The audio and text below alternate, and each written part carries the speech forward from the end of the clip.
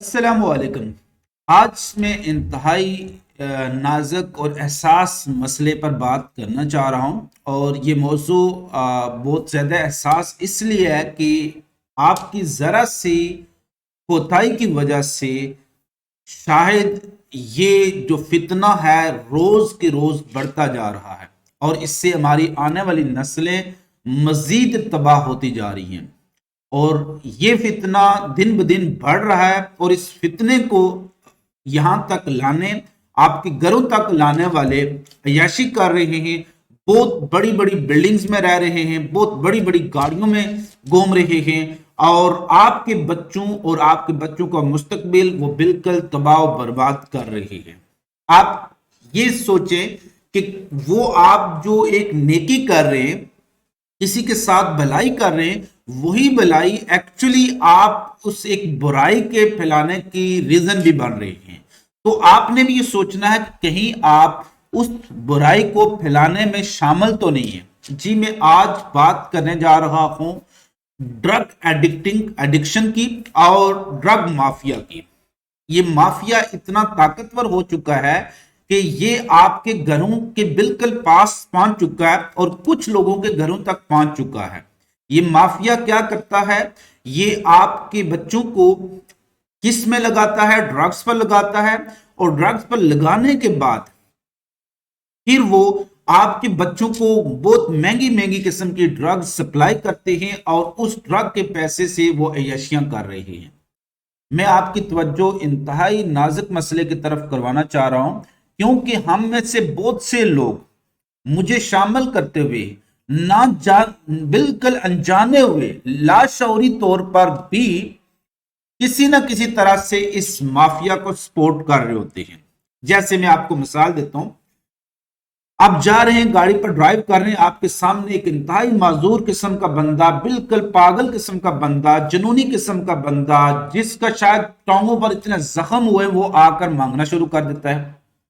आप तो अपनी लिहाज से बहुत अच्छा काम कर रहे हैं कि खैरात कर रहे हैं, कोई नहीं चलो इसको रोटी मिल जाएगी, वो आपको रोटी के नाम से पैसे मांगेगा।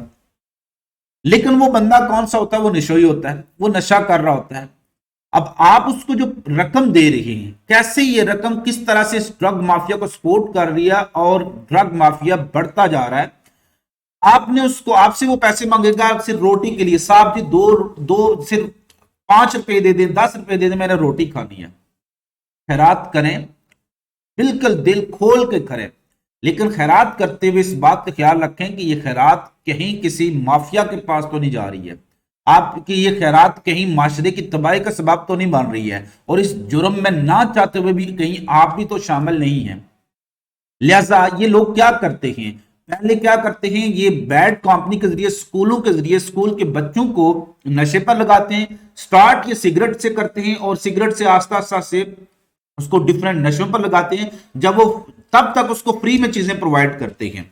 सिगरेट और छोटे छोटे जो नशे जितने भी हैं, पाउडर वगैरह, आइस के, ये उनको शुरू में फ्री में देते हैं। जब उसको लत लग जाती है तो फिर वो हाथ खींच लेते हैं, फिर उसको जगह बता देते हैं कि वहां से आपको मिलेगा और वहां पर इनके कारिंदे खड़े होते हैं और पैसे लेकर एक बड़ा डीलर आता है, उससे छोटे डीलर हैं और ये पूरी की पूरी जो ड्रग माफिया इससे बढ़ती जा रही है और बहुत से लोग नशे में शामिल होकर अपनी जिंदगियां तबाह कर रहे हैं।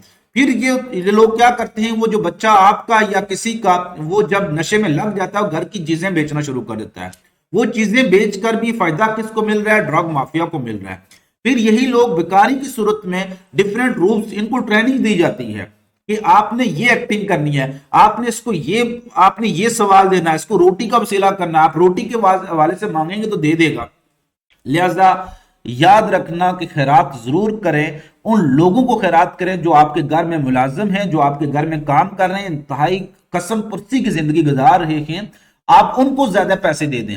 हमेशा उन लोगों को खैरात करें जो कि हाथ भिखारी नहीं है, प्रोफेशनल नहीं है, वो इस मांगने को उन्होंने पेशा नहीं बना रहे। लिहाजा आप किसी भी ऐसे शख्स को सपोर्ट ना करें क्योंकि ये लोग आपसे रोटी के नाम से, हाँ अगर आप ज्यादा नेकी करना भी चाहते हैं तो ऐसा करें, उसको रोटी लेके दे दें, लेकिन उसको कतन पैसे, नकद पैसे उसके हाथ में ना दें, क्योंकि आप डायरेक्टली या इनडायरेक्टली माफिया को सपोर्ट करें और इस जुर्म में आप भी बराबर के शरीक हैं।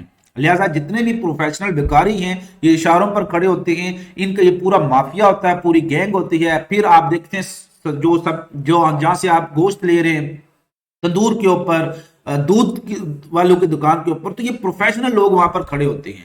तो ये लोग वो हैं जो बिल्कुल जिन्होंने ये एक प्रोफेशन बनाया हुआ है और रोजाना इनका काम इसी चीज पर चलता है। तो ऐसे लोगों को देना भी गुनाह है और आप एक गुनाह को प्रमोट कर रहे हो। आपने सदका खैरात करना है तो सबसे बेहतरीन तरीका यह है, आप जा रहे हैं किसी बड़े स्टोर में, तो वहां पर जो चौकीदार बेचारा खड़ा है इतने अरसे से मेहनत मजदूरी से कमा रहा है, चुप करके किसी को पता न चले तो उसको पैसे दे दे कि ये आप मेरी तरफ से खा लेना।